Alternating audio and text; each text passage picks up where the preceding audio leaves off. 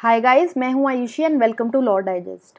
आज हम आ चुके हैं अपने लास्ट सेशन ऑफ रिवीजन में फॉर कॉन्स्टिट्यूशन, जिसमें हम आज रिवाइज करने वाले हैं अमेंडमेंट एंड शेड्यूल्स। लॉकडाउन का पीरियड चल रहा है, आप लोग सिर्फ रिवीजन और पढ़ाई पे ध्यान दीजिए। Don't believe in any kind of rumours. अपनी तैयारी आप करते रहिए। So let's revise the last set of questions for the constitution. Before that, if you haven't subscribed to my channel as yet, then please do the same और bell icon दबाइए ताकि इसके बाद जो भी मैं सीरीज स्टार्ट करती हूँ उसकी नोटिफिकेशन आपके पास आती रहे। चलिए शुरू करते हैं क्वेश्चन नंबर 1 से। Question number 1 says an amendment to the constitution can be initiated through a bill passed in which of the following houses of the parliament? Lok Sabha में, राज्यसभा में या फिर both the houses और either of the house. So अगर amendment पास करनी है constitution में तो बिल कहाँ पर ओरिजिनेट होता है? The bill originates in either of the houses. चलिए क्वेश्चन नंबर 2 को देखते हैं। It says for an amendment the bill should be passed by what kind of majority? So it should be passed by a majority of total membership of that house plus not less than half the members of that house present and voting, या फिर 2/3 member of the house present and voting, या फिर total membership plus 2/3 of the house present and voting, या फिर half of the members से कम। ये तो हम रूल आउट कर देते हैं बिकॉज अमेंडमेंट जैसी चीज काफी बड़ी है एंड लेस देन हाफ का कोई क्राइटेरिया हो ही नहीं सकता। Then coming on to option A, it says 50% and half. ये भी ऑप्शन गलत है। 2/3 मेजोरिटी है जो हमें चाहिए। उसके साथ साथ हमें majority of total membership of that house भी चाहिए। तो इसका करेक्ट आंसर है ऑप्शन सी। तो इसमें थोड़ा मैथ्स इन्वॉल्व है। Let me explain it to you. So मान लीजिए 100 टोटल स्ट्रेंथ है, इसमें से 90 प्रेजेंट है। 90 के लिए 2/3 अगर हम कैलकुलेट करें तो we need 60 members for an amendment to be pass, plus this 60 needs to be there which has to be more than half of the total membership, that is the majority जो हम option C में देख रहे हैं। So the majority constitutes 50। तो 50 से ज्यादा 60 है and it satisfies condition C. अगर मान लीजिए अटेंडेंस जो है वो 90 की जगह 60 है तो उस केस में जो 2/3 बनेगा वो बनेगा 40, बट जो हाफ मेजोरिटी है वो है 50। इस केस में अमेंडमेंट माना नहीं जाएगा बिकॉज हमारे पास मेजोरिटी का हाफ नहीं है। We have only 40 members which is less than the total majority. Now this is there ताकि अटेंडेंस इंश्योर करी जा सके, इसीलिए present and voting makes a lot of importance when it comes to such important decisions. Question 3 says who assents the constitutional amendments? Governor, President, special majority of Lok Sabha and Rajya Sabha, or the CJI? The correct answer to this question is option B. It is the President who assents to the constitutional amendments. ये question काफ़ी easy है, हम logic से भी देख सकते हैं कि bills जो हैं mostly President ही assent करता है when it relates to the Union.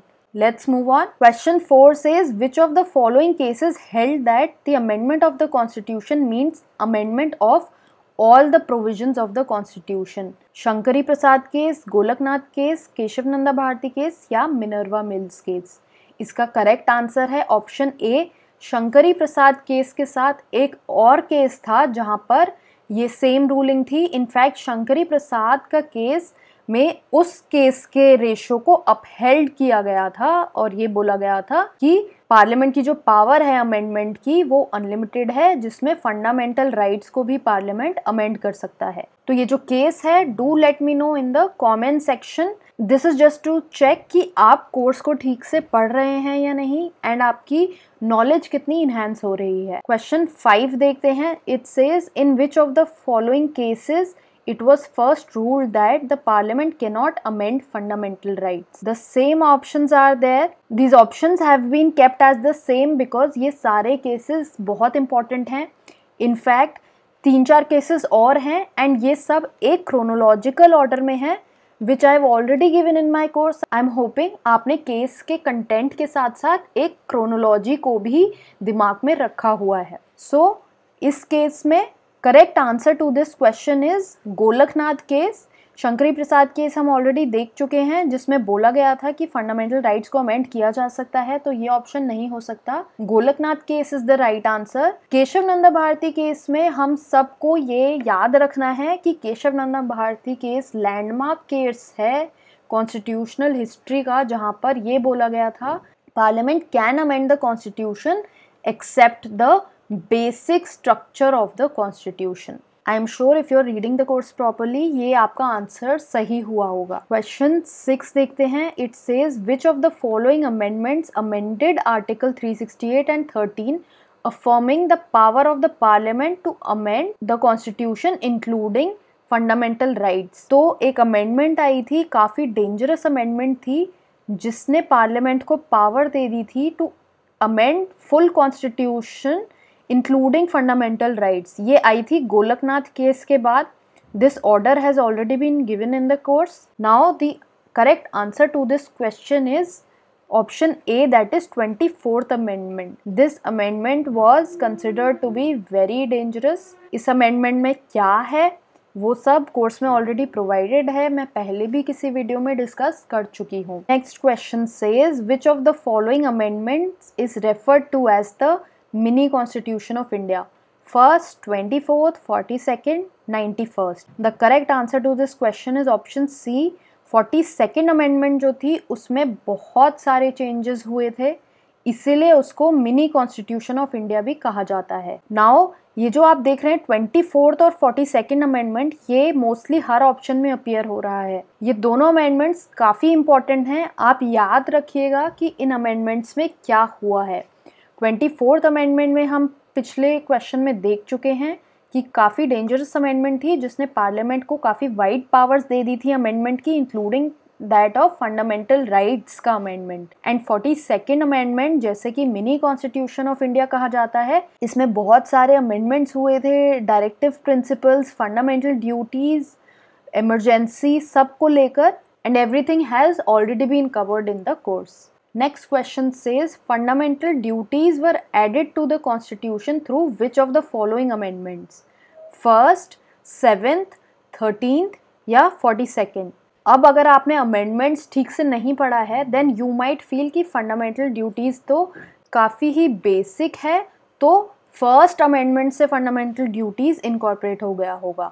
But the answer to this question is option D, that is 42nd amendment, जिसके through fundamental duties under which article 51A was added to the constitution. Fundamental duties कौन से part में fall करती हैं?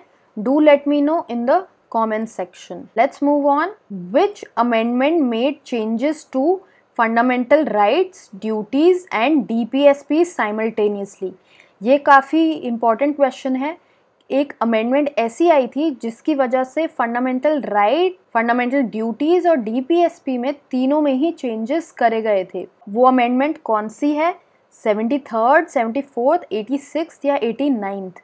73rd amendment नहीं है. It relates to constitutional status being given to panchayats. 74 relates to constitutional status being given to municipalities. 86th amendment is the amendment that related to the right of education for children between 6 to 14 years of age, जिसकी वजह से changes आए थे in all these three parts of the constitution. 89th amendment में क्या हुआ था? Do let me know in the comment section. Let's see the last question of the last video of the revision series for constitution. It says which of the following is incorrect with respect to the schedule to the constitution.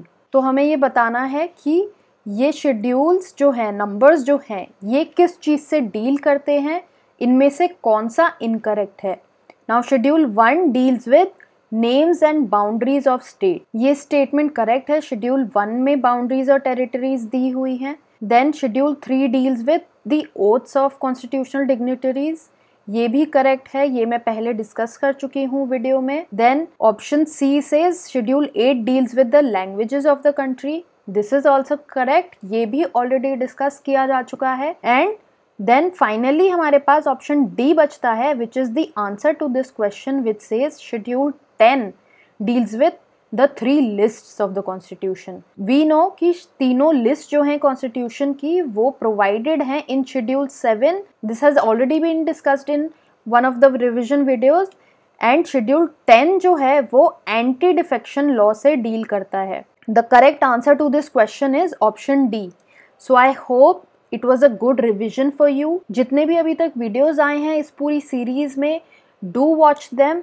I will give the link of the whole playlist at the end of this video.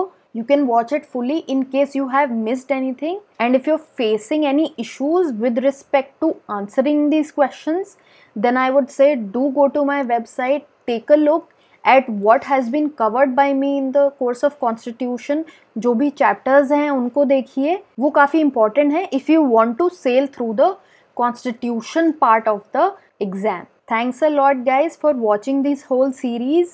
I was very thrilled to see कि आप लोगों का इतना अच्छा response था comments में. So many of you have been reading the Constitution so well. I was really happy and it also gave me a motivation to work for you. I had a really good time making these questions for you. Happy learning.